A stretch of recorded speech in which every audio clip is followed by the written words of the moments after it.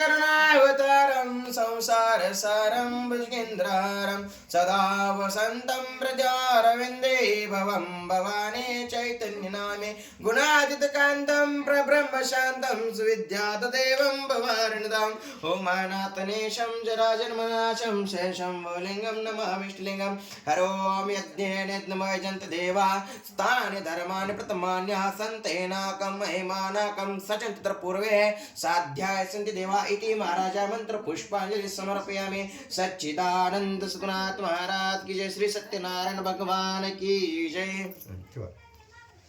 अध्याय तिसरा प्रारंभ। सूत म्हणाले, हे मुनी हो, या संबंधी मी आणखी कथा सांगतो ती ऐका।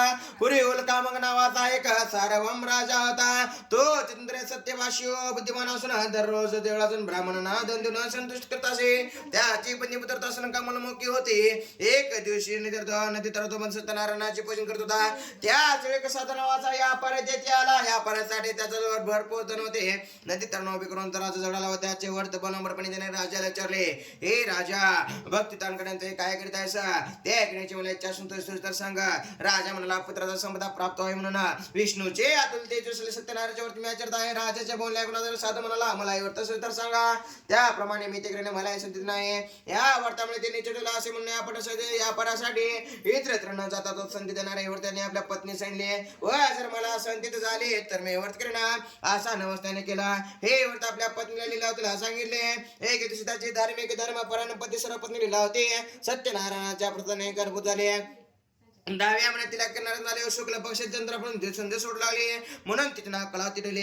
एक दिसलेला होते आपल्या पतीला अत्यंत मधुराने म्हणाले, आपण पुढे म्हटल्याप्रमाणे सत्यनारायणाचे व्रत का करीत नाही? त्यावर साधूने म्हणाला, हे प्रिया, तिच्या विवाह समयावर तुम्ही करेना।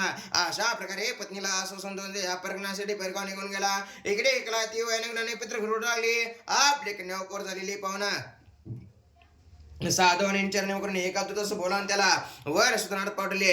तो दूत तुम्हाला उत्तम शोधित असता कांचन नावाच्या नगरीत पोहोचला व एका वाण्याच्या मुलाला घेऊन परतला। रूप बघून संपष्टा वाण्याच्या मुलाला पाहून साधूने अत्यंत आनंदाने आपल्या बांधवाच्या अवश्य पुत्राला आपल्याकडे दूतकांना दान केले। परंतु दुर्दैवाने सत्यनारायणाचे व्रत करण्यास असला त्यामुळे भगवंताच्या गैरमत झाले। कालांतराने या परकृष्ण साधूने या परसाठी आपला जावास निघाला। आपल्या श्रीमंत जावास सिंधू रत्नसारपुरामध्ये तो वाणी आपरू लागला। चंद्रकेतू राजा त्यानंतर त्या प्रांतांचा काही काल अत्यंत आनंदात गेला। अशा वेळी सत्यनारायण भगवंताने हा वाणी आपल्या सत्यनारायण पत्नीच्या प्रश्न झाल्यामुळे याला अत्यंत दारुण कडून दुःख प्राप्त होता असा शाप दिला। यानंतर थोड्या दिवसात राज देण्याचे करून काही साधण्याचे निवास नेला असता राज एक आपल्या पाठलागार येतात। हे पाहुणा भीतीने जवळ द्रव्य टाकून पळून गेले। तेवढ्यात ते राजधानी शिकलेल्या राजाचे धन पाहुणे त्यांनी त्या दोघांना समजून बांधले व आनंदाने धावजन राजा सांगितले की आपले धन दूर चरायला आज्ञा व्हावे। राजाने फारसा न करता त्यांना कारागृहात टाकण्याचे दिले। त्याप्रमाणे त्यांना बेडा घेऊन कारागृहात टाकले। त्यावेळी परमेश्वर प्रेमाने त्यांच्या काय केले न जाता चंद्रकेतू राजाने त्यांचे सर्व जप्त केले। भगवंताच्या शापामुळे त्या पतीला दुःख प्राप्त आहे व घरातील सर्व चरू लागले। तेव्हापासून दुर्दैवाने त्रस्त झाले। त्यांच्या पत्नीला उपासमार पडू लागले व भुकेसाठी घरोघरी भूषण मागू त्याची मुली केला ते भूषण मागू लागले। एक दिवशी भूकने आकुळ झाले असता एका ब्राह्मणांच्या घरी ती गेली। एका ब्राह्मणांच्या घरी ते गेले। तेथे सत्यनारायण चालले होते। तेथे बसले सत्यनारायण कथा श्रवण केली। दुःख दूर करण्यासाठी प्रार्थना करून प्रसाद भक्षण करून घरी पडले। आईने प्रमाणे विचारले, मुली, इतक्या रात्री उशिरापर्यंत तू कोठे तुझ्या मनात काय आहे? यावर कुला त्याला म्हणाले की मी एका ब्राह्मणांच्या घरी म्हणून पुन्हा निवड पाहिली। ते ऐकून आनंद झालेले साधूने सत्यनारायण व्रत करण्यासाठी सिद्ध झाले। आपला पती जावा शिखर घरी यावा संकल्प करून साधूने पत्नी आपल्या बांधा सत्यनारायण व्रताचे पूजन करू लागली व माझ्या पतीचा जावाच्या प्रश्न तुम्ही समर्थात असे वारंवार प्रार्थना करू लागले।